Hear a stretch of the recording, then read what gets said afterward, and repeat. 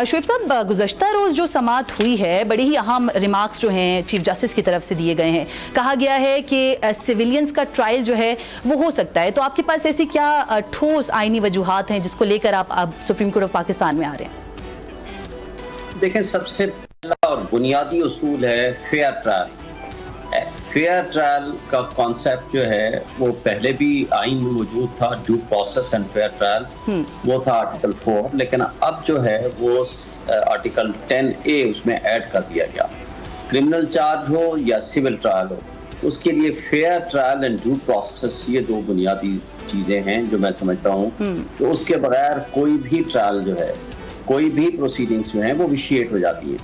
आपको याद होगा कि गाजी फाइसा का जो अपना केस था वो भी मेलाफाइडियन फैक्ट पे नहीं, मेलाफाइडियन लॉ पे खत्म हुआ था।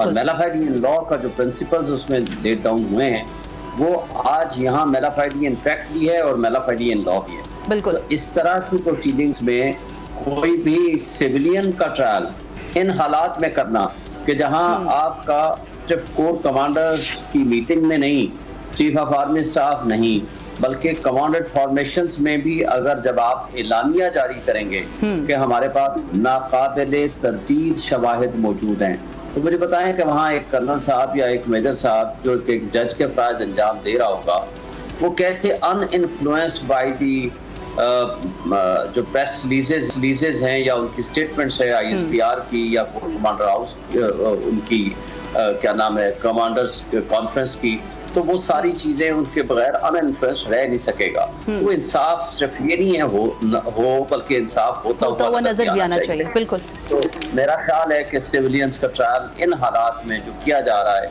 वो मुनासिब नहीं है, इसलिए कि जब फेयर ट्रायल का कॉन्सेप्ट हम सामने रखते हैं, बुनियादी हुकूक की बात करते हैं, तो इस तरह का एक एस्पेक्ट सामने आता है। फिर आप देखेंगे तू की जाने यार अमीरा, रोटी बंदा खा जाती है।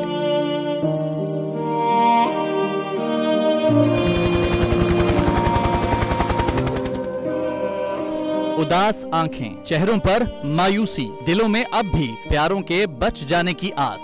मेरी दरखास्त है वज़ीर आज़म के जल्दी तो जल्दी मेरे बच्चे की तलाश की जाए। गम की इस घड़ी में बोल रहा अपनों के साथ। और यूनान में महाजरीन के जहाज को हादसे के बाद अब रेस्क्यू ऑपरेशन खत्म हो चुका है। सहाफती फराइज को निभाते हुए पहुंचाई हर खबर अवाम तक। 80 के करीब जो है वो लाशें वो निकाली गई हैं। बोल की खबर पर FIA की बड़ी कार्रवाई, इंसानी स्मगलर्स के खिलाफ इक़दाम करते हुए गिरफ्तार कर लिया। ह्यूमन ट्रैफिकिंग सर्कल गुजरात ने बड़ी ये कार्रवाई की है जिसमें कश्ती हादसे में मुलव्वस अहम सरगना गिरफ्तार कर लिया गया है। क्योंकि बोल है पाकिस्तान का नंबर 1 न्यूज चैनल। सब्सक्राइब करें और बेल दबाएं ताकि कोई खबर रह न जाए।